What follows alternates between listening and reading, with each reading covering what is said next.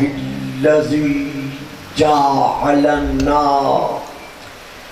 من أهل ليلة القدر والصلاة والسلام على معدن فيوزات ليلة القدر محمد المبعوث صلوات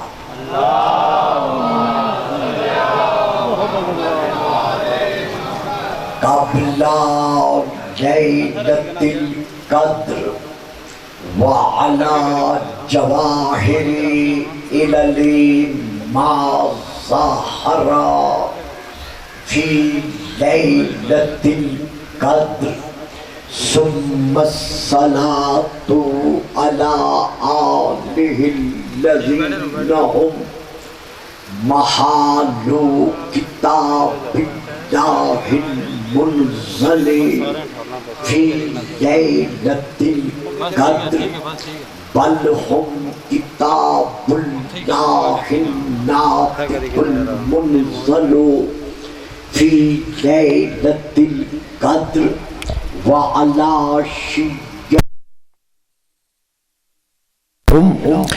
أوراق كتاب الله الذي نزل في ليلة القدر لاقتباسهم المعارف من مشكات ليلة القدر أما بعد فقد قال الله تبارك وتعالى الذي خالق ليلة القدر في كتاب القدر قل ما أسألكم عليه من أجر إلا من شاء أن يتخذ إلى ربه سبيلا صلوات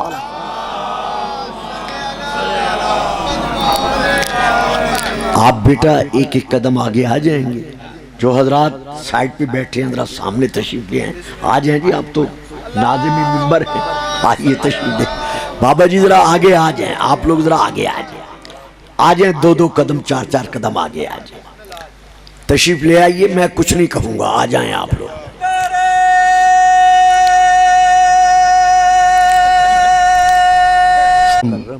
اسد عباس صاحب سے گزارش ہے کہ یا تو مجھے نہ بلایا کریں, اور اگر بلاتے ہیں تو ٹائم میں وسعت رکھا کریں. اتنا سفر کر کے میں آیا ہوں, رات دن تقاریر ہیں, اور اب مجھے کہا جائے جی ٹائم ذاکر زیادہ لے گئے ہیں اور آپ ذرا مختصر پڑھیے گا. کم از کم سوچنا چاہیے. درود پڑھیے, صلوات.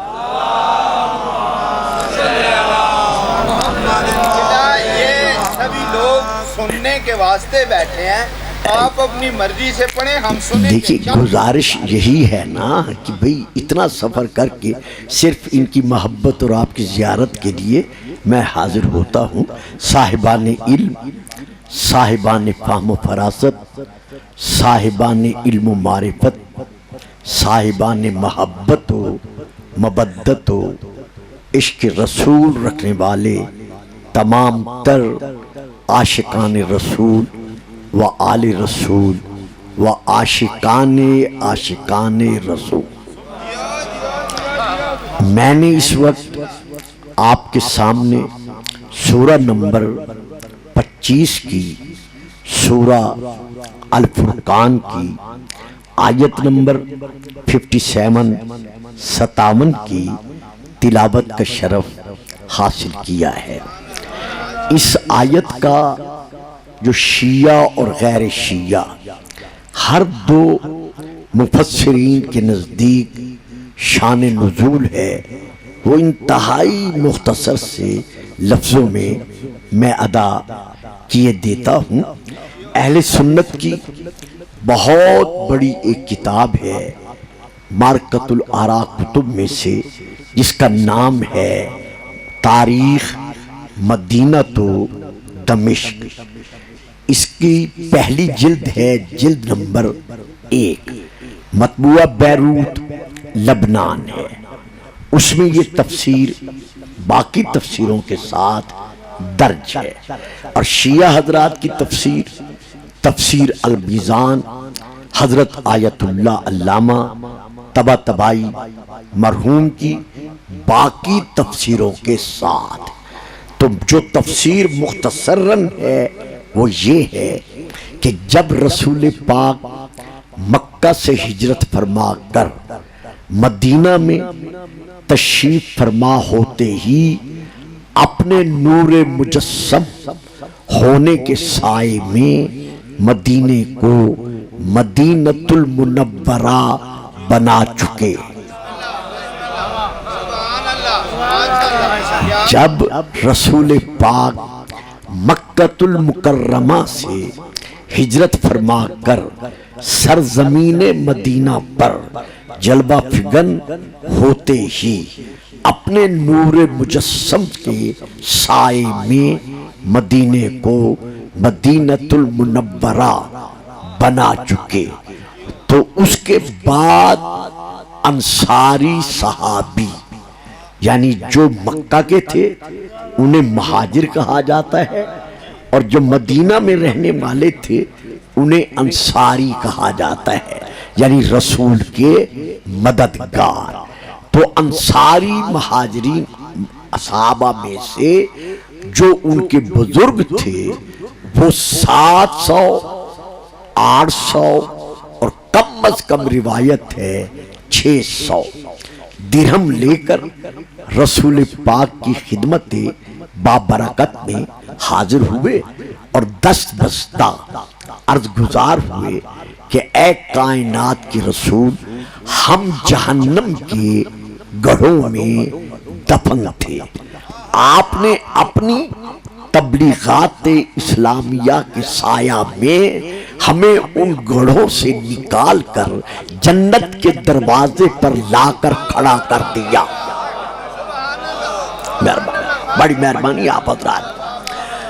ہم شیطانیت کے باطل اندھیروں میں ٹامک ٹویا مارتے ہوئے زندگی بسر کر رہے تھے، آپ نے اپنی نورانیت تبلیغ دین کے سائے میں ہمیں صراط مستقیم پر لا کر ٹھہرا دیا۔ ہم انسان نما انسان تو تھے،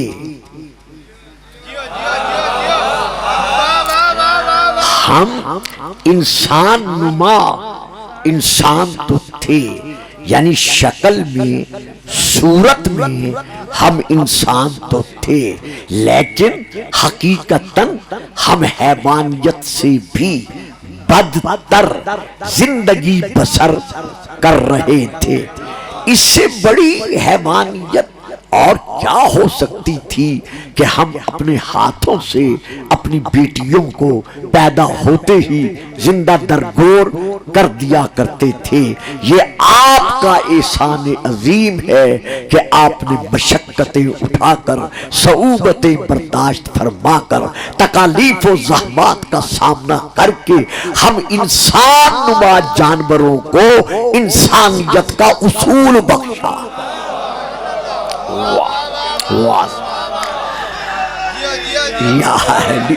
آپ نے ہمیں انسانیت کا درس بخشا، آپ نے ہمیں اصول انسانیت بخشا، تو ہم اور تو آپ کی کوئی خدمت نہیں کر سکتے۔ یہ چند ایک دراہم ہیں، 600 700 یا 800، یہ ہماری طرف سے آپ قبول فرمائیے۔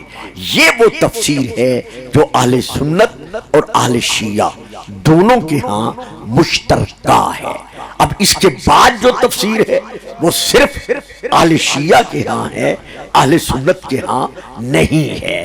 رسول پاک نے ان صحابہ سے ارشاد فرمایا کہ تمہارا یہ نذرانہ لانا تمہارے لیے انتہائی طور پر قابل قدر ہے، اور میں تمہیں دعائیں دیتا ہوں، لیکن اس کے ساتھ ساتھ یاد رکھو میں مظہر غنی عن العالمین ہوں۔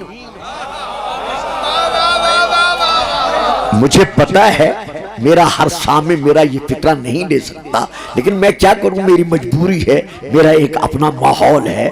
تمہارا یہ لانا، تبرک لانا قابل قبول ہے، میں تمہیں دعائیں دیتا ہوں، لیکن جہاں تک تعلق ہے میری ذات کا تو یہ سوچ لو کہ میں مظہر غنی عن العالمین ہوں، یعنی غنی عن العالمین کا میں مظہر ہوں، میں دولت دنیا دی ہوں، میں ہی تو وہی ہوں جس کے لیے حدیث قدسی میں اس قدوس نے فرما دیا کہ لولا کا لما خلقت الافلاق، کہ میرا حبیب اگر میں تجھے خلق نہ کرتا تو میں کائنات کے کسی وجود کو وجود میں نہ لاتا۔ تو یہ میرے شایان شان نہیں کہ میں تم منگتوں سے کچھ مانگو۔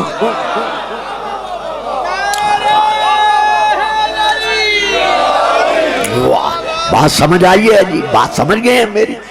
بے شک یہ تمہارے لیے دعاؤں کے لیے استحسن قدم ہے، لیکن یہ میرے شایان شان نہیں کہ میں تم منگتوں سے کچھ مانگوں۔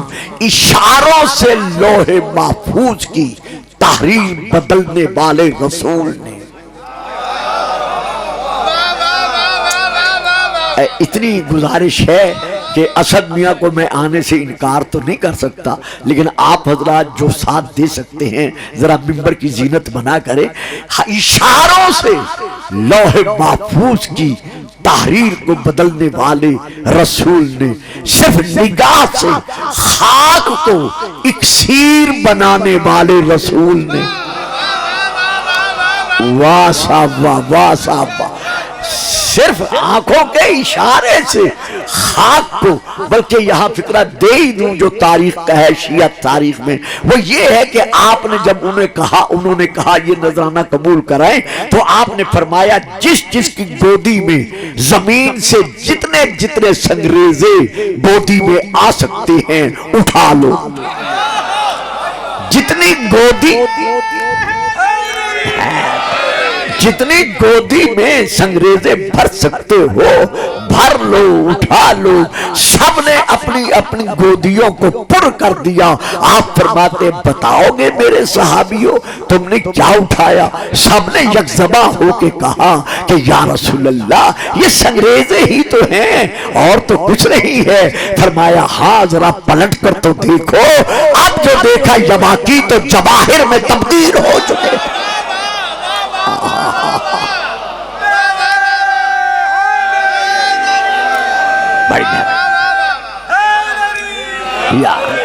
تو آپ فرماتے ہیں یہی دولت ہے تمہاری جس کو لے کر میرے پاس آئے ہو، لیکن تمہارا یہ قابل قدر جذبہ ہے۔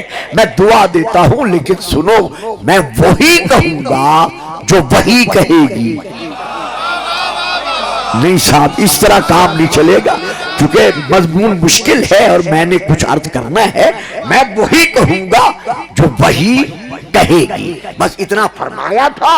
یا جبرائیل امین روح الامین وہی لے کر نازل ہوا، اور رسول کی بارگاہ میں جو پہلا فکرہ کہا وہ یہ کہا یا رسول اللہ ربک یقرئک السلام، تیرا رب تجھے سلام دے رہا ہے۔ صاحب فکرہ لیجئے، شیعہ ہیں شیعہ رہیں، سنی ہے سنی رہیں، لیکن فکرہ لیں ربک یقرئک السلام، تیرا رب تجھے سلام دے رہا ہے۔ اللہ خود السلام ہے۔ اللہ کے اسماء میں سے اللہ کا ایک اسم السلام ہے، اللہ خود سلام ہے۔ وہ السلام تیری بارگاہ میں سلام بھیج رہا ہے۔ اگر آج کوئی اپنے مریدوں میں بیٹھ کر، اپنے مقلدین میں بیٹھ کر، اپنے سامعین میں بیٹھ کر 50 100 30 40 کتابیں سامنے رکھ کر یہ نعرہ لگاتا ہے کہ لوگ کہتے ہیں السلام علیکہ یا رسول اللہ، جبکہ ماتا محمد مر چکا کا ہے تو مردہ کے لیے سلام نہیں ہوتا، تو میں کہوں گا حضرت علامہ صاحب محمد تمہارے سلاموں کا طلبگار نہیں ہے۔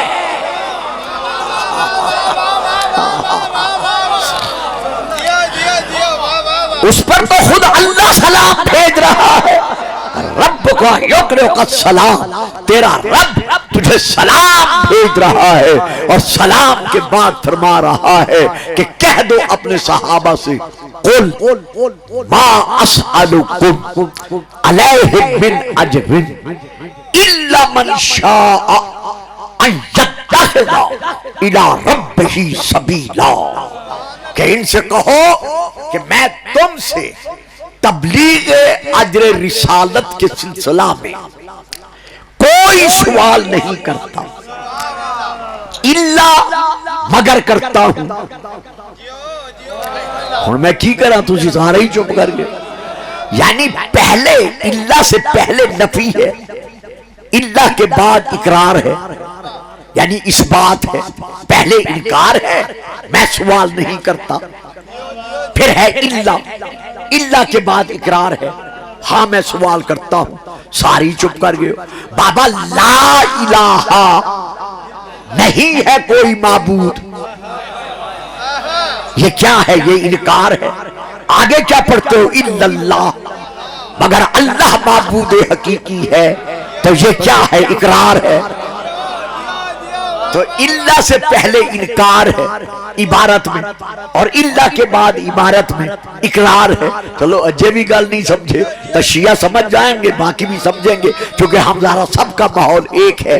آپ سب پڑھتے ہیں نا، تاریخ کامل جلد نمبر 2 میں بھی ہے، تاریخ طبری جلد نمبر 2 میں بھی ہے کہ جنگ احد میں جب 16 زخم کھانے کے باوجود علی محمد کی نصرت کرتا رہا، تو جنگ جب ختم ہوئی تو رسول نے فرمایا علی سنتے ہو تمہارے لیے غیب سے ایک ندا گونج رہی ہے، وہ ندا کیا تھی؟ لا فتح الا علی۔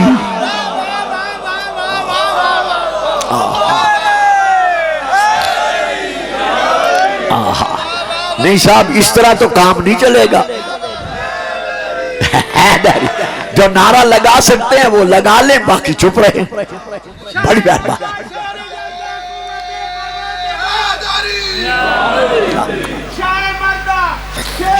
بے شک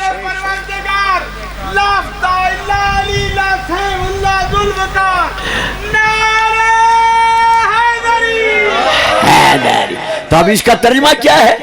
لا فتح نہیں ہے کوئی جوان الا علی، مگر علی ہے۔ اب دیکھو میری بات یاد رکھیے گا، میں تو خیر چلا جاؤں گا، بات میری یاد رکھیے گا، یہ میں نے شیعہ کتابوں سے نہیں پڑھا، یہ مصرع تاریخ کامل اہل سنت بھائیوں کی بہت بڑی تاریخ کی کتاب ہے، تاریخ طبری اہل سنت ہمارے بزرگوں کی بہت بڑی تاریخ کی کتاب ہے، دونوں کی جلد نمبر 2 ہے۔ واقعہ جنگ احد کا ہے کہ جنگ احد میں رسول کی نصرت کے بعد یہ ندا گونجی، اور رسول نے فرمایا علی سنتے ہو تمہارے حق میں یہ ندا گونج رہی ہے۔ اب یہ ندا گونج رہی تھی 2 اعتبار سے، یا تو ڈائریکٹ پردہ باطن سے آواز آ رہی تھی، اور اگر کوئی اسے تسلیم نہیں کرتا تو پھر ماننا پڑے گا کہ فرشتے کے ذریعے سے یہ آواز سنائی جا رہی تھی، تو فرشتہ بھی تو اللہ کے حکم سے سنا رہا تھا۔ تو دونوں اعتبار سے یہ ندا کس کی طرف سے تھی؟ اللہ کی طرف سے تھی۔ تو ندا کا ترجمہ کیا ہے؟ لا فتح الا علی، نہیں ہے کوئی نوجوان سوا علی کے۔ تو بابا جب اللہ علی کے مقابلے میں بعد مصطفیٰ کسی کو لانا گوارا نہیں کرتا، بس صاحب اگلا فکرہ میں نہیں کہتا، مل کے نعرہ حیدر۔ اب کیا کیا جائے؟ یہ اسد کی محبت ہے جو کھینچ کے لے آتی ہے۔ درود پڑھیے گا صلوات۔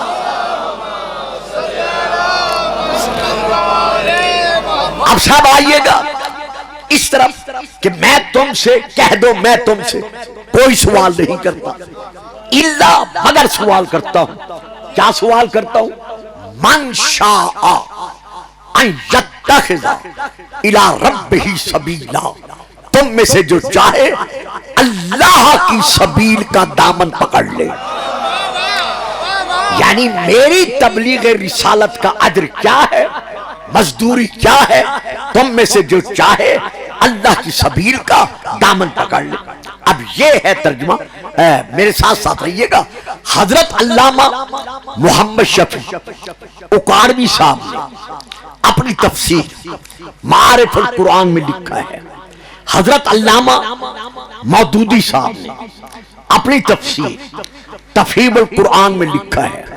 حضرت علامہ پانی پتی صاحب نے اپنی تفسیر اور اس کے تفسیر مظہری اپنی تفسیر اور اس کے حاشیے پر لکھا ہے.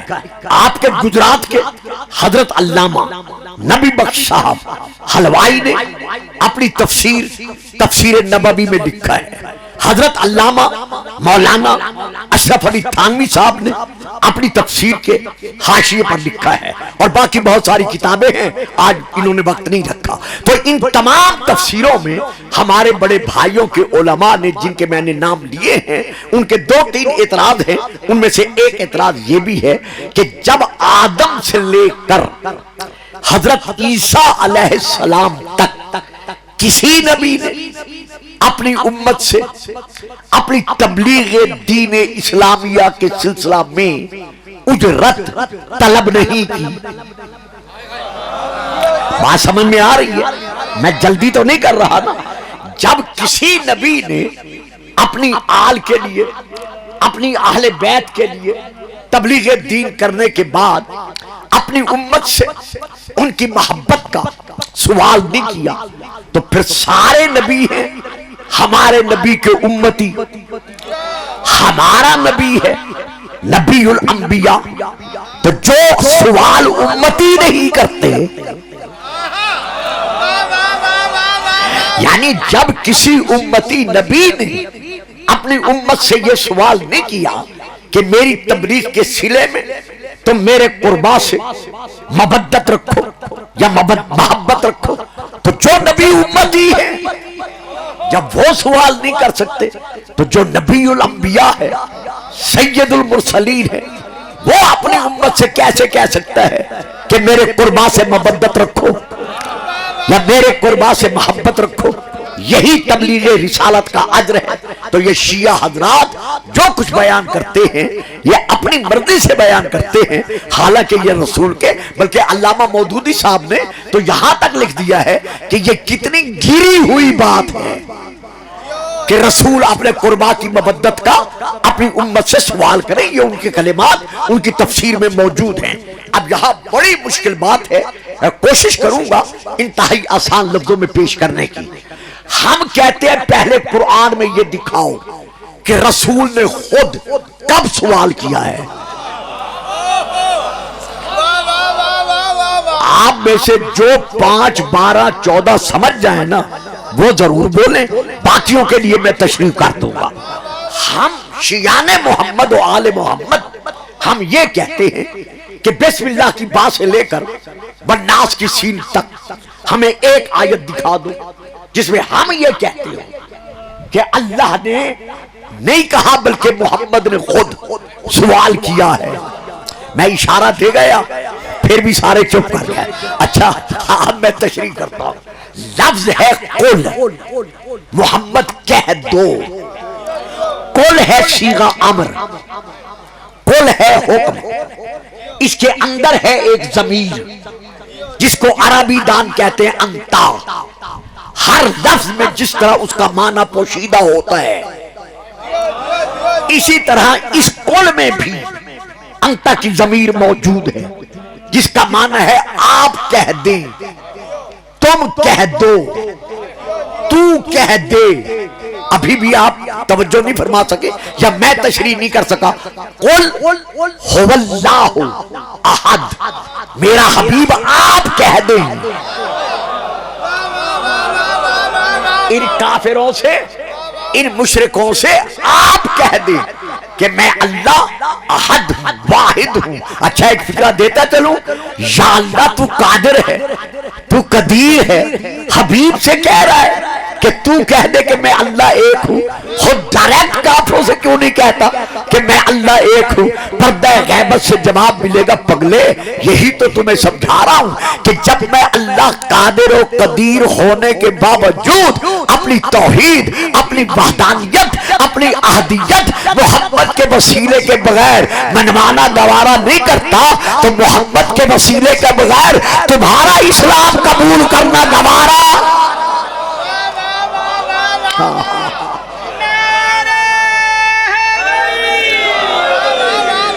اچھا جی، جو نعرہ نہیں لگائے گا نا میں اشارہ کر دوں گا کہ فلاں نے نعرہ نہیں لگایا۔ آپ بہت پیچھے بیٹھ گئے، خیر تو ہے، آئیں آگے تشریف لے آئیں، درود پڑھیں صلوات، آئیے تشریف لے آئیں، آئیے ایک اور درود پڑھیے گا صلوات۔ خیریت ہے، مزاج بخیر ہے؟ تو رسول نے تو خود سوال کیا ہی نہیں، میری گل سمجھ آ رہی ہے؟ رسول نے تو سوال کیا ہی نہیں، یہ تو اللہ سوال کرا رہا ہے کہ قل تو کہہ دے۔ اب یہاں پھر اعتراض ہوتا ہے، وہ اعتراض، ہاں جی میں عرض کرتا ہوں، وہ یہ اعتراض یہ ہوتا ہے کہ یہ اللہ کے شایان شان ہی نہیں کہ وہ ہم سے سوال کرے۔ آپ کہتے ہیں نا کہ یہ سوال اللہ نے کرایا ہے، گویا یہ سوال رسول کا نہیں ہے بلکہ اللہ کا ہے، تو اللہ کہتا ہے انتم الفقراء، تم سب کے سب میرے لیے فقیر ہو، منگتے ہو، خیراتی ہو۔ تو جب ہم سب فقیر ہیں تو پھر یہ کیسے ہو سکتا ہے کہ اللہ ہم سے سوال کرے؟ ہاں ذرا یہ آیت بھی پڑھیے گا، ان تقرضوا اللہ قرضا حسنا یضاعفہ لکم ویغفر لکم ذنوبا، اگر تم اللہ کو حسنا قرضہ دو گے، قرض حسنا دو گے، تو اللہ تمہارا قرض حسنا دگنا کر کے تمہیں واپس بھی کرے گا اور تمہارے گناہوں کو منافع میں معاف بھی کر دے گا۔ تو بابا جی اللہ کو قرض کی ضرورت کہاں سے پڑ گئی؟ میری بات سمجھ میں آئی ہے؟ یہ تو ہمیں سمجھانے کے لیے ہے کہ دیکھو ان کا مقام اہل بیت کا اتنا بلند ہے کہ میں اللہ تم سے سوال کر کے مانگ رہا ہوں۔ یہاں پھر اعتراض ہے، درود پڑھیے گا صلوات۔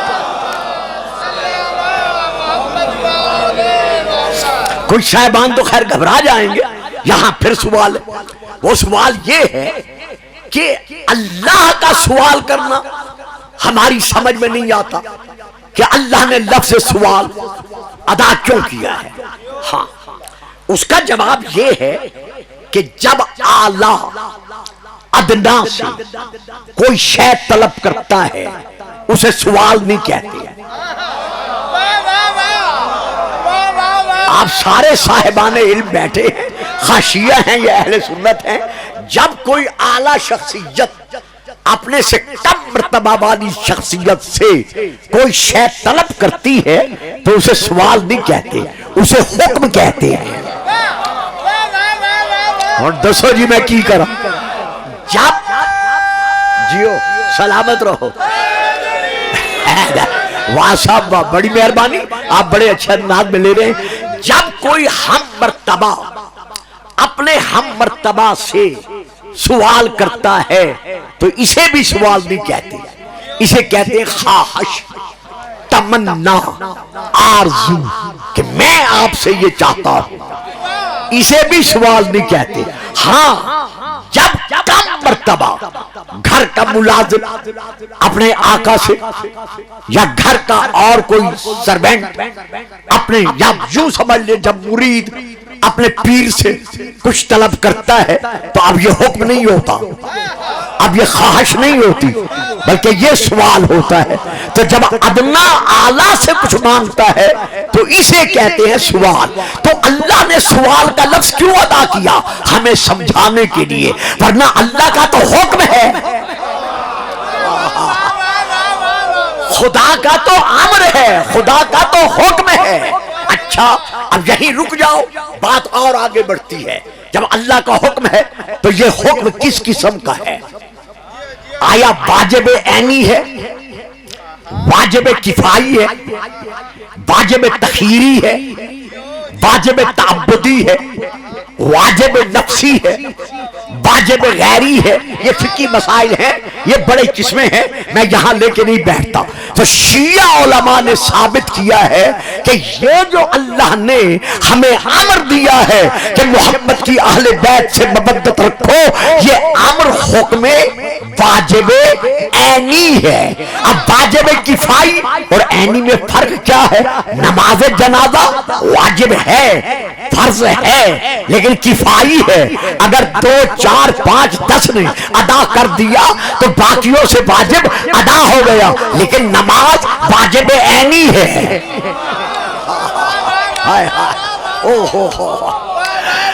بابا میری بات سمجھ میں آ رہی ہے؟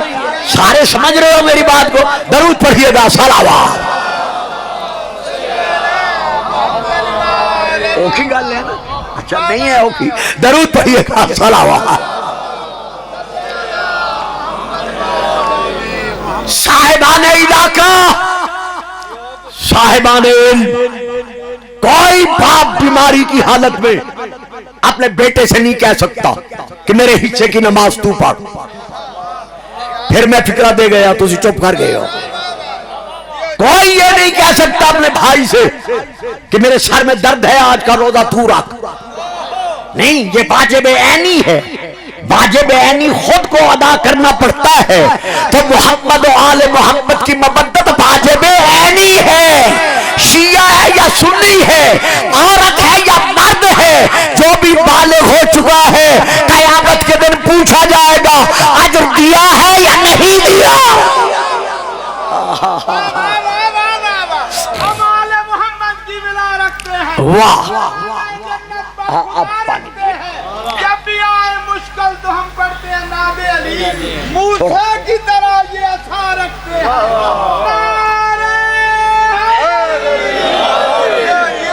سبحان اللہ۔ یہ ہے کتاب السوائق المورقہ۔ میرے اہل سنت بھائیوں کی بڑی کتابوں میں سے یہ کتاب ہے، میں حوالہ دے کے جا رہا ہوں۔ یہ تمام حضرات، شاہ صاحب، بھائی صاحب، اسد میاں، سب کے پاس میرا ٹیلی فون نمبر ہے، جس کو نہ مل سکے ان سے فرمائیے گا، مجھ سے رابطہ کریں گے۔ یہ ہے کتاب السوائق المورقہ، مطبوعہ بیروت لبنان عربی میں، حضرت علامہ ابن حجر مکی کی، اس میں یہ لکھا ہوا ہے کہ قیامت کے دن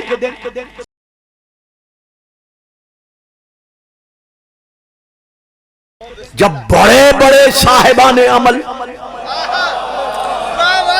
اپنے اپنے اعمال پر ناز کرتے ہوئے جنت کی طرف بڑھیں گے تو ہاتف غیب کی ندا گونجے گی، ملائکہ کے پھو، ہم روکو ان کو،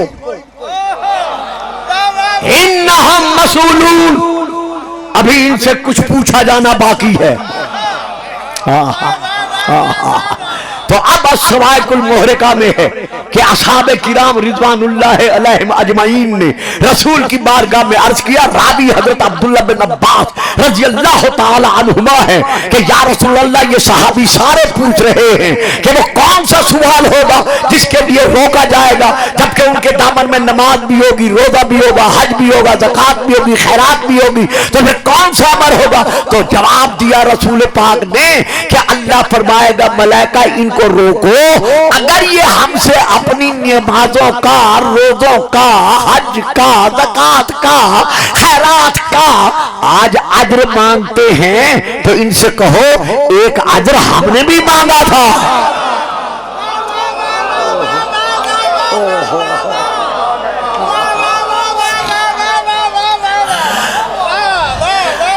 وہ میرے حبیب نے، ہاں لگا لے نعرہ لگا لے،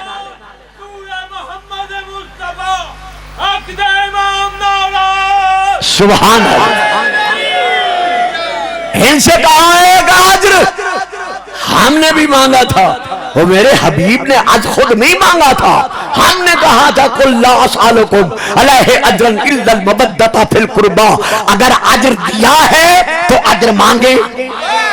واہ صحیح، اگر اجر دیا ہے تو اجر مانگے اور اگر اجر نہیں دیا تو اپنے اپنے نام اعمال کو دیکھ لیں. جب اجر ہی نہیں دیا تو اب عبداللہ بن عباس اور صحابہ نے عرض کیا یا رسول اللہ پھر وہ سوال کیا ہوگا؟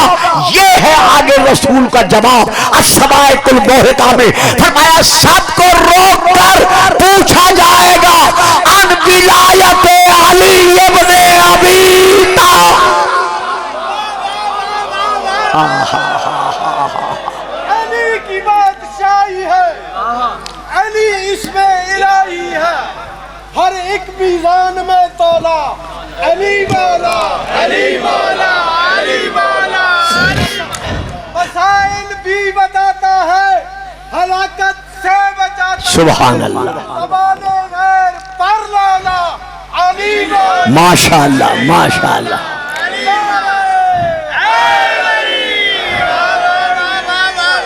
یہ جو آپ اتنے حبس میں, اتنی گرمی میں, اتنی شدت کی گرمی میں 10-10 میل سے 20-20 میل سے 30-30 میل سے یہاں تشریف فرما ہے, یہ آپ کا اسد پر احسان نہیں ہے, یہ آپ کا کسی پر احسان نہیں ہے, یہ تو آپ اپنا واجب ادا کر رہے ہیں.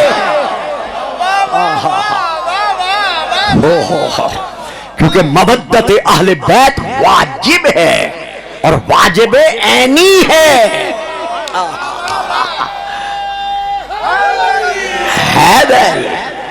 تو ان سے کہہ دو کہ اگر تم اجر تبلیغ رسالت ادا کرنا چاہتے ہو تو سبیل کا دامن پکڑ لو.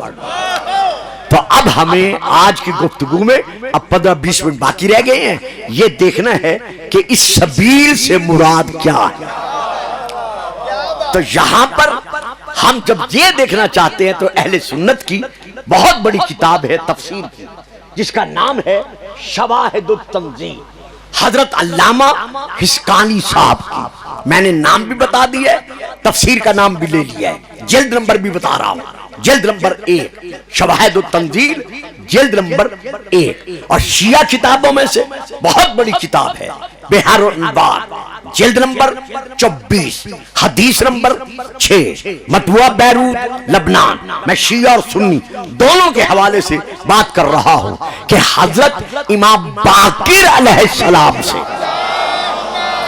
صلی اللہ محمد و آل محمد, حضرت جابر بن عبداللہ انصاری رضی اللہ تعالی عنہما نے یہی سوال کیا تھا کہ مولا اس سبیل سے مراد کیا ہے. تو آپ کے اور میرے امام نے جو جواب دیا وہ یہ تھا, آپ نے ارشاد فرمایا ہوا ولایت علی بذریتہ, یعنی علی کی محبت اور حسن سے لے کر مہدی کی محبت تک قائم و دائم رہنا, اس کا نام ہے سبیل اللہ کی محبت.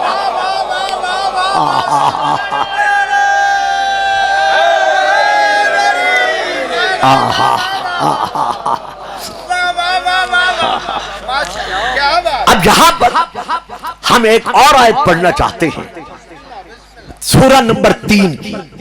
سبیل ذہن میں رہے, وَلَئِن قُتِلْتُمْ فِي سَبِيلِ اللَّهِ أَوْ مُتُّمْ لَمَغْفِرَةٌ مِّنَ اللَّهِ وَرَحْمَةٌ خَيْرٌ مِّمَّا يَجْمَعُونَ. اے میرے محمد کے امتیوں, اگر تم میں سے کوئی سبیل اللہ کی محبت میں قتل ہو جائے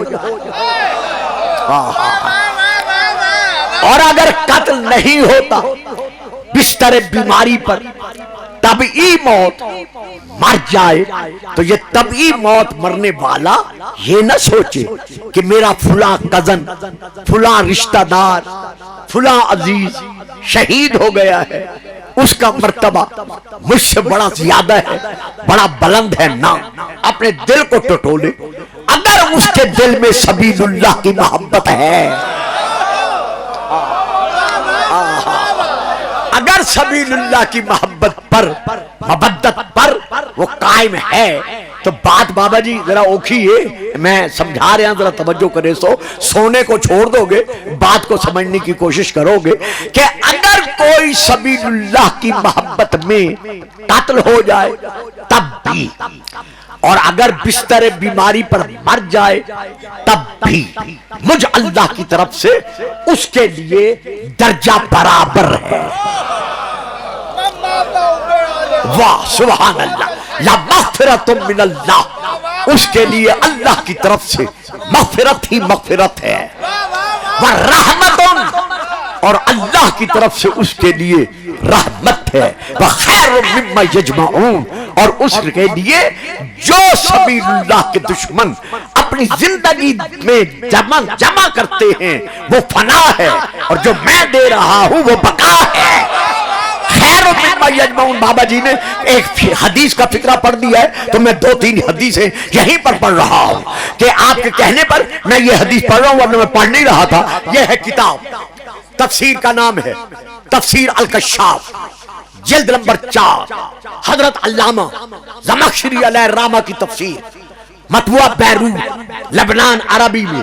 اس میں 13 حدیثیں ہیں، یہ ایک نہیں ہے، 13 حدیثیں ہیں. میں 2 یا 3 پڑھ رہا ہوں جو میں نے آگے بڑھ کے مضمون کو سمیٹنا ہے. اس میں پہلی حدیث یہی ہے کہ اگر کوئی آل محمد کی محبت دل میں رکھ کر مر جاتا ہے تو وہ حسرت نہ کرے کہ میں شہید نہیں ہوں. واہ صاحب واہ. اور بابا ذرا درود تا پڑھ دو، صلوات تا پڑھ دو.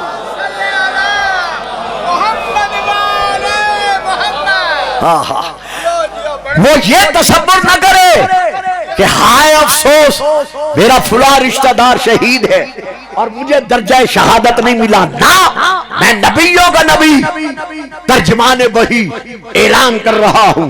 الا ومن مات علی حب آل محمد مات شہیدا. جو آل محمد کی محبت دل میں رکھ کر مر جائے، خبردار اسے مردہ نہ کہنا. میں نبی اللہ اعلان کر رہا ہوں وہ شہید ہے.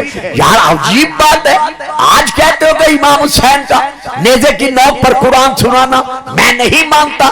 شیعوں کی اس من گھڑت روایت کو اگر تو نہیں مانتا تو کیا ہو گیا؟ رسول کہہ رہا ہے جب عام ان کی محبت رکھنے والا نہیں مرتا شہید ہے، اور اللہ کہہ رہا ہے وَلَا تَقُولُوا لِمَنْ يُقْتَلُ فِي سَبِيلِ اللَّهِ أَمْوَاتٌ بَلْ أَحْيَاءٌ عِنْدَ رَبِّهِمْ لَا يَشْعُرُونَ. کہ جو فی سبیل اللہ مر جاتے ہیں، خبردار انہیں مردہ مت کہو، وہ زندہ ہے. تم ان کی زندگی کا شعور نہیں رکھتے. تو جب محمد کے امتی کی شہید ہو جائے اس کی زندگی کو نہیں سمجھ سکتا تو حسین جیسے شہید آدم کی زندگی.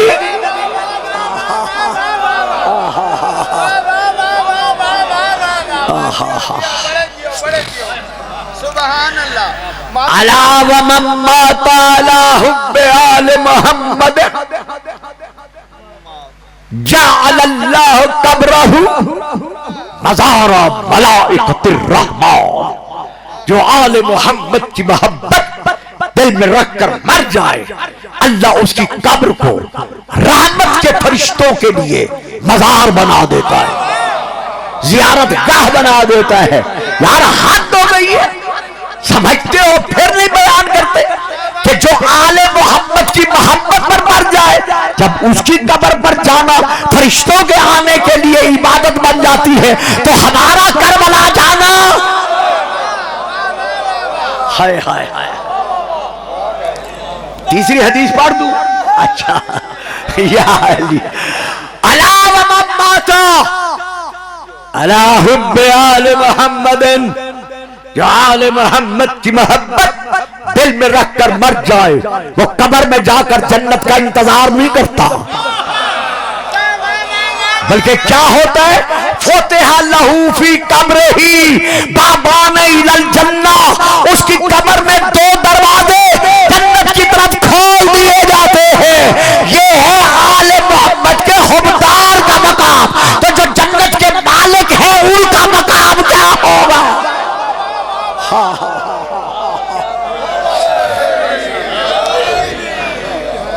اچھا ایک ڈھیلا ڈھیلا نعرہ اور بھی لگا دیں.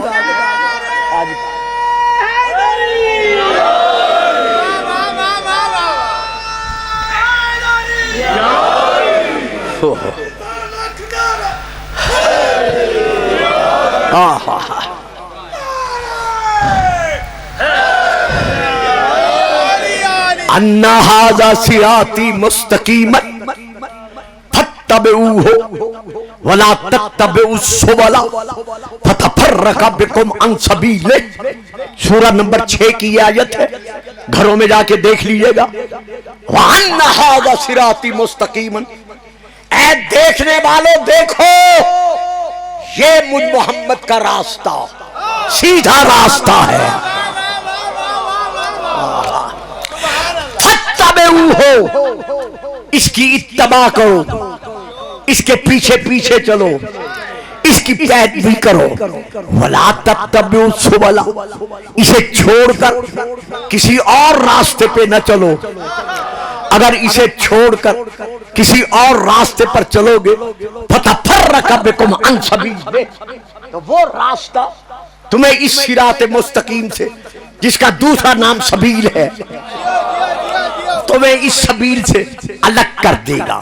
اب اگلا آیت کا جز ہے، میں بڑی توجہ کے ساتھ ہاتھ باندھ کر کبھی میں نے عرض نہیں کیا ممبر سے، لیکن اس جز کے لیے میں آپ سے گزارش کر رہا ہوں، جو سمجھ رہے ہیں سارے سمجھ رہے ہیں، اس کی توجہ فرمائیے گا. وَبَصَّاكُمْ ذَلِكُمْ بَصَّاكُمْ، اللہ وصیت کرتا ہے. ذَلِكُمْ بَصَّاكُمْ بِهِ، اس کے ساتھ اللہ تمہیں وصیت کرتا ہے کہ سبیل کا دامن پکڑ لو. کیوں؟ لَعَلَّكُمْ تَتَّقُونَ، تاکہ تم متقی بن کر رہو. اب اللہ کی وصیت کیا ہے؟ اللہ تو سامنے آ نہیں سکتا، جو آ کے وصیت کرے تو پھر ماننا پڑے گا کہ جو کچھ رسول وصیت کرتا ہے وہ وصیت رسول کی نہیں، ہوئے ہوئے وہ وصیت اللہ کی ہے. جس طرح رسول کا بولنا وما ينطق عن الهوى، جس طرح رسول کا کنکریاں پھینکنا وما رمیت اذ رمیت ولکن اللہ رمی، جس طرح رسول کا بیعت لینا ان الذین یبایعونک انما یبایعون اللہ ید اللہ فوق ایدیہم، یا جس طرح رسول کا ارادہ کرنا وما تشاءون الا ان یشاء اللہ. سن رہے ہو؟ یہ سارے چلے گئے ہو. جس طرح رسول کا قول قول خدا ہے، رسول کا فعل فعل خدا ہے، رسول کا ارادہ ارادہ خدا ہے، اسی طرح رسول کا وصیت کرنا وصیت خدا ہے. آؤ اب دیکھتے ہیں کہ رسول نے کیا وصیت کی ہے. جن کی جیبوں میں موبائل ہیں نکال لیں، یہ حوالہ لے لیں. مکہ یونیورسٹی تک میں اپنے اس حوالے کا ضامن ہوں جو اس وقت میں دے رہا ہوں، اور سب حوالہ جات کا، لیکن اس کے لیے خصوصی طور پر کتاب کا نام کنز الامال، کاف کشش والا، نقطے والا نہیں، کنز الامال، جلد نمبر 11، مطبوعہ بیروت لبنان، باہر کی جلد سبز کلر کی. میں وہاں سے لے کے پڑھ رہا ہوں. جب رسول کا وقت وصال قریب آیا تو حضرت عمار یاسر نے اپنا منہ جناب رسول پاک کے پاؤں کے تلووں پر رکھا، یعنی تلووں کا بوسہ لیا.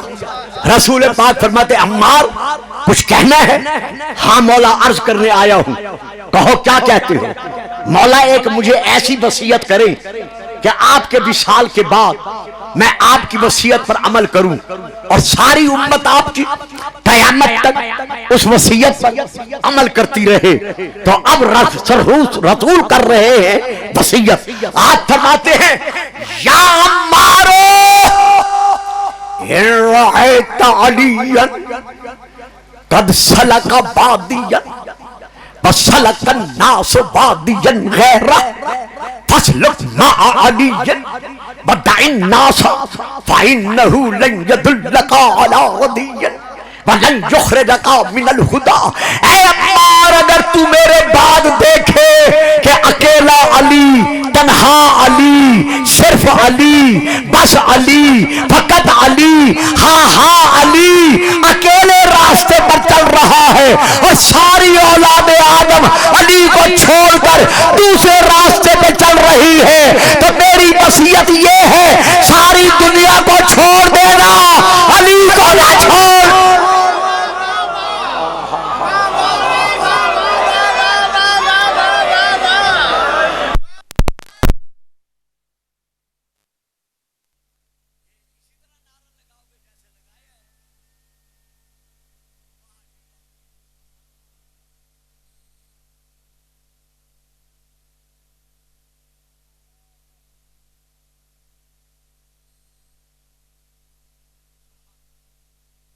جلی نہیں آئے، مقابلے میں ان کے کوئی ولی نہیں آئے، یہ ان کی معرفت ہے، ورنہ فیض بڑوں کی سمجھ میں علی بے شک حیدر ساری دنیا چھوڑ دینا، ساری دنیا تمہاری ہمارا علی، لیکن علی کو نہ چھوڑنا یہ رسول کی وصیت ہے۔ بس جی باقی آیتیں چھوڑ رہا ہوں، ایک آیت اور اس کا ترجمہ سنو اور بس ختم۔ وَيَوْمَ سبیل ذہن میں رہے، وَيَوْمَ يَعَزُّ الظَّالِمُ يَدَهُ يَقُولُ يَا لَيْتَنِي اتَّخَذْتُ مَعَ الرَّسُولِ سَبِيلًا۔ قیامت کے دن گناہگار اپنے دونوں ہاتھوں کو حسرت کے ساتھ دانتوں کے ساتھ کاٹے گا، اور کاٹ کر اپنے آپ، یہ سورہ الفرقان کی آیت ہے، آیت نمبر 27 ہے، گھروں میں جا کے دیکھ لینا۔ قیامت کے دن گناہگار حسرت کے سبب اپنے دانتوں سے اپنے دونوں ہاتھوں کو کاٹے گا، اور کاٹ کر کہے گا کہ کاش میں جس دنیا سے اس دنیا میں آیا ہوں رسول کے ساتھ ساتھ سبیل کو بھی مانتا۔ بس بھائیو وقت نہیں رہا، میں تشریح نہیں کر سکتا۔ کاش میں جس دنیا سے آیا ہوں اس دنیا میں رہتے ہوئے رسول کے ساتھ ساتھ سبیل کو بھی مانتا۔ معلوم ہوا اس دنیا میں رسول کو مانتا تھا۔ واہ صحیح واہ، تھوڑی چپ تو بھی صدقے، اس دنیا میں رہتے ہوئے رسول کو مانتا تھا، تو جب رسول کو مانتا تھا تو پھر کافر نہیں تھا نا۔ مند ہوتا ہی نہیں، جسے حیدر وہ حاجت مند ہوتا ہی نہیں۔ کیا خوف ہے محتاب کو گرباب توبہ بند ہو، علم کے در کا کبھی در بند ہوتا نہیں۔ نعرہ حیدر، تو رسول کو تو مانتا تھا نا، تو جب رسول کو مانتا تھا پھر کافر نہیں تھا۔ وَسَيْن يَقُولُ الَّذِينَ كَفَرُوا لَسْتَ مُرْسَلًا، کافر کہتے تو اللہ کا رسول نہیں ہے، وہ تو رسول کو مان رہا ہے، تو پتہ چل گیا نا کہ کافر نہیں ہے۔ اچھا تو جب رسول کو مان رہا ہے تو رسول کس کا ہے؟ اسے کچھ تو بولو نہیں یار، رسول کس کا ہے؟ اللہ کا۔ تو جب رسول کو مان رہا ہے تو اللہ کو بھی مان رہا ہے، تو جب اللہ کو مان رہا ہے تو مشرک بھی نہیں ہے۔ بھائی اللہ کو جو مان رہا ہے، میں افسوس کرتا ہوں کہ شاید میں جلدی پڑھ گیا ہوں اس لیے نہیں سمجھے۔ بابا جان جب رسول کو مان رہا ہے تو رسول ہے اللہ کا، تو پھر مشرک نہ ہوا نا، مشرک بھی نہیں ہے کافر بھی نہیں ہے، کیونکہ رسول کو مان رہا ہے۔ پھر ہے کیا جو قیامت، اچھا جی ماشاءاللہ، تو قیامت کے دن وہ کہے گا کہ کاش میں رسول کے ساتھ ساتھ سبیل کو بھی مانتا۔ واہ جی واہ، تو اب وہ سبیل کون ہے اور یہ خود کون ہے؟ تو اب ہم یہاں پر پھر میں ایک آیت پڑھ رہا ہوں سورہ نمبر 4 کی، اور اس کے ترجمے پر ہی چاہتا ہوں کہ میں ختم کر دوں۔ یہ لیجئے، یہ آیت نمبر ہے 137، سورہ نمبر ہے 4۔ ان الذین آمنوا ثم کفروا ثم آمنوا ثم کفروا ثم ازدادوا کفرا، وہ لوگ جو پہلے مسلمان بن گئے، مسلمان بننے کے بعد پھر کافر بن گئے، پھر انہوں نے توبہ کر لی۔ اسد بھائی میں ابھی جلدی جلدی ختم کرتا ہوں، بس صاحب کے بعد 2-4 فکریں پڑھوں گا یار، یہ مجھے بات کرنی ہوتی ہے، اس طرح نہ کیا کرو، میں کوئی دوڑا قصیدہ تو نہیں پڑھتا نا، درود پڑھیے گا صلاح۔ آ جاؤ گے، آ جاؤ، آ جاؤ سائے میں آ جاؤ۔ تو یہاں اللہ فرما رہا ہے اس آیت میں ان الذین آمنوا ثم کفروا، تحقیق وہ لوگ جو مسلمان بن گئے، مسلمان بننے کے بعد پھر وہ کافر بن گئے، کافر بننے کے بعد توبہ کر لی، پھر مسلمان بن گئے، مسلمان بننے کے بعد ثم کفروا، پھر کافر بن گئے، ثم ازدادوا کفرا، اللہ نے انہیں ڈھیلا چھوڑ دیا، اب وہ کفر میں بڑھتے گئے بڑھتے گئے بڑھتے گئے۔ اچھا جب بڑھ گئے تو اب اللہ کیا کہتے ہیں؟ لم یکن اللہ لیغفر لہم، اللہ ایسا گیا گزرا نہیں ہے کہ ایسے لوگوں کو بھی معاف کر دے۔ اب میں نے آپ سے سبیل کا وعدہ کیا تھا نا، اب ذرا آیت پر توجہ رہے اور سبیل ذہن میں رہے۔ وَلَا لِيَهْدِيَهُمْ سَبِيلًا، اللہ ایسے لوگوں کو سبیل کی طرف ہدایت ہی نہیں کرتا۔ ہائے ہائے، اللہ ایسے لوگوں کو سبیل کی طرف، جیتے رہو جیتے رہو، نہیں یار نعرہ جاتے جاتے تو مل کے لگا دو نا۔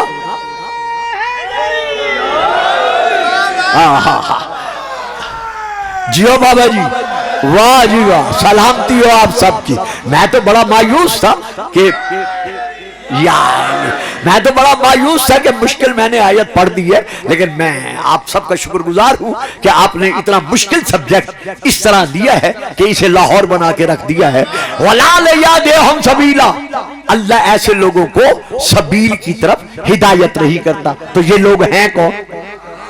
یا اللہ پھر ہمیں بتا بھی صحیح نا کہ یہ لوگ جو سبیل کو نہیں مانتے، جن کو تو سبیل کی طرف ہدایت نہیں کرتا، یہ لوگ ہیں کون؟ بالکل اس آیت کے نیچے والی آیت نمبر 138، بشر المنافقین۔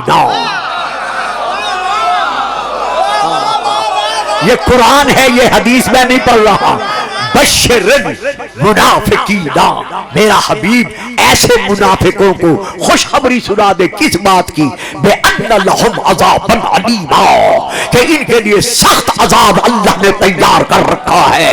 معلوم ہوا جو سبیل کو نہیں مانتا، اللہ نے اسے قرآن میں کیا کہا ہے؟ منافق۔ اب یہ منافق کون ہے؟ کتاب کا نام تفسیر در منصور، جلد نمبر 6 صفحہ نمبر 66 اور 67، 66 صفحہ کی آخری سطر اور 77 کی پہلی سطر۔ اب اس کے بعد دوسری کتاب المستدرک للحاکم، جلد نمبر 3 صفحہ نمبر 129، اس کے بعد پھر کتاب الصواعق المحرقہ صفحہ نمبر 205 سطر نمبر 3، اس کے بعد پھر کتاب ترمذی شریف جلد نمبر 2، اس کے بعد پھر کتاب مناقب ابن مغازلی شافعی صفحہ نمبر 190 سطر نمبر 8، اس کے بعد پھر کتاب کفایت الطالب صفحہ نمبر 69 سطر نمبر 9، اس کے بعد پھر کتاب کوکب دری کشف مناقب صالحی صفحہ نمبر 160 منقبت نمبر 3131، اس کے بعد پھر کتاب شرح و خصائص علی ترجمہ قادری ظہور احمد فیضی بہاول پوری کا، اہل سنت کے بہت بڑے علامہ، اس کا صفحہ نمبر 536 اور 537،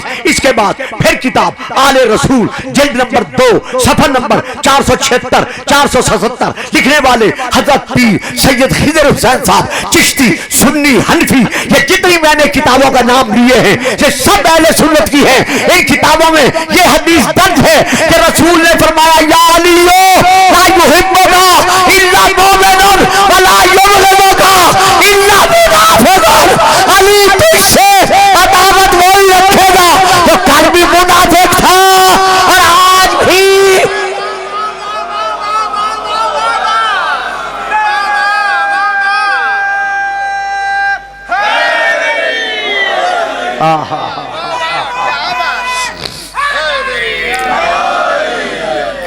کربلا کے میدان میں آج ہم سے کہا جاتا ہے کہ وہ بھی تو کلمہ پڑھتے تھے، وہ بھی تو لا الہ الا اللہ محمد الرسول اللہ پڑھ رہے تھے، جب اجر رسالت ہی ادا نہ ہوا بلکہ رسول کا پورا گھرانہ۔ یعنی وقت نہیں ہے، کہہ نہیں سکتا۔ آپ کے علاقے میں سال میں ایک آدھ مرتبہ آتا ہوں اور وہ بھی بھائی اسد کی مہربانی ہے، شاہ صاحب کی مہربانیاں ہیں کہ آپ کی زیارت کرا دیتے ہیں۔ حضرت شاہ عبدالعزیز محدث دہلوی نے اپنی کتاب سر الشہادتین میں واضح طور پر یہ لکھ دیا ہے کہ امام حسین کی شہادت اصل میں رسول کی شہادت ہے۔ سلوات والے گران، ہاں جی سبحان اللہ۔ بس میں دو کلمے کہہ رہا ہوں، حسین کی شہادت مت سمجھو کہ علی و بطول کے بیٹے کی شہادت ہے، بلکہ یہ خود رسول کی شہادت ہے، کیونکہ شہادت کی دو قسمیں ہیں، ایک ہے ظاہری، ایک ہے باطنی۔ اللہ نے رسول کو دونوں شہادتوں کا رتبہ دینے کے لیے رسول کے دو بیٹے چن لیے، ایک حسن اور ایک حسین۔ حسن کو زہر دیا گیا، باطنی شہادت ہے، حسین خنجر سے ذبح ہوا، یہ ظاہری شہادت ہے۔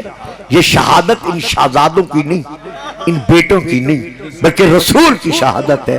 تو جو رسول کا قاتل ہو، جو گھرانہ رسول کا قاتل ہو، اس کے لیے کہا جائے کہ وہ کلمہ پڑھتے تھے، تو سوچو موت برحق ہے، قبر بچانا، شیعہ رہو سنی رہو، لیکن اس قابل تو رہو کہ رسول سے کہہ سکو کہ یا رسول اللہ میں نے تیری اولاد کے دشمنوں کو کبھی نہیں مانا تھا، قاتلوں کو کبھی نہیں مانا تھا، اور قتبی اس انداز میں کہ رسول کا اپنا بیٹا یعنی امام رضا فرما رہے ہیں فَإِنَّهُ، بس یہی دو چار کلمات، فَإِنَّهُ ذُبِحَ کما یذبح الکبش۔ ہائے میرا غریب کربلا دادا، ہائے میرا مظلوم کربلا دادا، تجھے کربلا کے میدان میں ظالموں نے گھیرے میں لے کر اس طرح ذبح کیا جیسے چھری کے نیچے جانور ذبح کیا جاتا ہے۔ مرحبا مرحبا۔ جو امام کی بارگاہ میں مومن بیٹھے ہوئے تھے، انہوں نے ہاتھ باندھ کر عرض کیا مولا، آپ نے اپنے دادے کی شہادت کو ایک جانور کے ذبح ہونے کے ساتھ تشبیہ دی ہے، کوئی خاص وجہ ہے؟ امام فرماتے ہیں ہاں، اسلام سے پہلے کافروں میں یہ رواج تھا کہ جب وہ کسی جانور کو ذبح کرنا چاہتے تھے تو اسے 2 دن 3 دن 4 دن بھوکا پیاسا رکھتے تھے، بھوکا پیاسا رکھ کر رسی سے باندھ کر اسے شہر سے باہر میدان میں لاتے تھے، چاروں طرف کافر کھڑے ہو جاتے تھے، یعنی دائیں بائیں آگے پیچھے، ایک دستے کے ہاتھ میں تلواریں ہوتی تھی، ایک دستے کے ہاتھ میں نیزے ہوتے تھے، ایک دستے کے ہاتھ میں تیر ہوتے تھے، ایک دستے کے ہاتھ میں گودیوں میں پتھر ہوتے تھے۔ وہ جانور کو کھلا چھوڑ دیتے تھے، جب وہ میدان سے جس طرف بھاگنا چاہتا تھا اسی طرف سے اس پر ظلم کرتے تھے۔ تیروں والے تیر برساتے، بس میں پڑھ گیا جتنا مصحف پڑھنا تھا، نیزوں والے نیزے مارتے، تلواروں والے تلواروں کے زخم لگاتے، جن کے پاس کچھ نہ ہوتا وہ پتھر مارتے۔ ہائے میرا غریب کربلا دادا، کربلا کے میدان میں بالسنان وبالحجارت وبالخشب وبالعصا، ہائے میرے دادے کو ظالموں نے گھیرے میں لے کر کسی نے تلواریں ماری، کسی نے نیزے مارے، کسی نے پتھر مارے، جن کے پاس کچھ نہیں تھا انہوں نے گودیوں میں گرم ریت اٹھا لی۔ مرحبا مرحبا مرحبا۔ بطول یہ گریہ قبول فرمائیں، میرے دادا کے زخموں پر ریت پھینکنی شروع کر دی۔ مجھے جو برداشت نہ کر سکیں، چونکہ یہاں کبھی کبھی مجلس ہوتی ہے یا سارا سال ہوتی ہے، جو برداشت نہ کر سکیں مجھے معاف کر دینا۔ حضرت علامہ دربندی علیہ الرحمہ نے مقتل دربندی میں لکھا ہے کہ امام حسین کے بدن پر یہاں حلق کے نیچے سے لے کر آخر تک اتنے تیر برسے کہ حسین کا پورا بدن سوراخ سوراخ ہو گیا۔ اللہ اکبر، میں نے پڑھ دیا، آپ نے سن لیا۔ امام وہ جو فکرے ہیں وہ یہ ہیں، شہر امام کا سارا بدن سوراخ سوراخ ہو گیا۔ پھر نیچے لکھتے ہیں وہ لوگوں اگر رو سکتے ہو تو بطول کو پرسا دے لو، جب گرم ہوا چلتی تھی حسین کے زخموں کے آر پار ہو جاتی تھی۔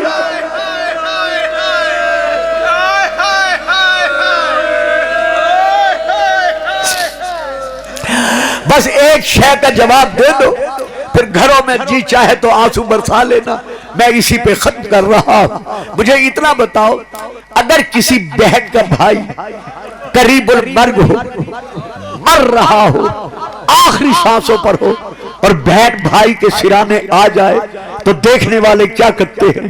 اسے راستہ دیتے ہیں، ہٹ جاتے ہیں کہ جی بھر کے بھائی کو دیکھ لے، حسرت بھری گفتگو کر لے۔ تمہارا اور میرا 12واں امام زیارت الہیہ میں فرما رہا ہے، ہائے میرا دادا جب تیرے حلق پر شمر نے خنجر رکھا، برزنا من الخدور ناشرات الشعور لاتمات علی الوجوہ، تمام بیبیاں خیموں سے باہر نکلی۔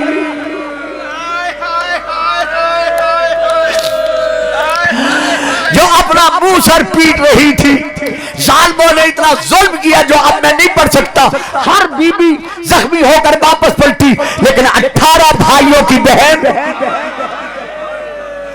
شریکت الحسین چادر بطول کی ورثہ دار، جتنا ظلم ہوا پیچھے نہیں ہٹی، حسین تک پہنچی۔ جب پہنچی تو حالت کیا تھی؟ وَالشِّمْرُ جَالِسٌ عَلَى صَدْرِكَ، ہائے میرا دادا شمر تیرے سینے پہ بیٹھا ہوا تھا۔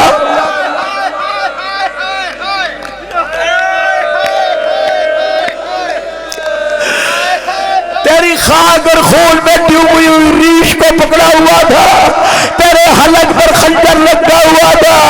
ہائے میری پھوپھی سیدہ زینب البائی چاہا بھائی سے خطاب کرے، جب شمر نے اجازت نہ دی تو اس نے اپنے آپ کو حسین پہ گرا دیا۔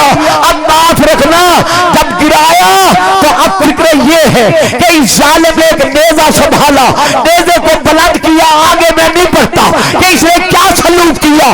جب گری تھی تو سیدہ زخمی نہیں تھی، جب اٹھی تو آواز دے کر کہا حسین ذرا بہن کو دے، میرا سر زخمی، میری پیشانی زخمی۔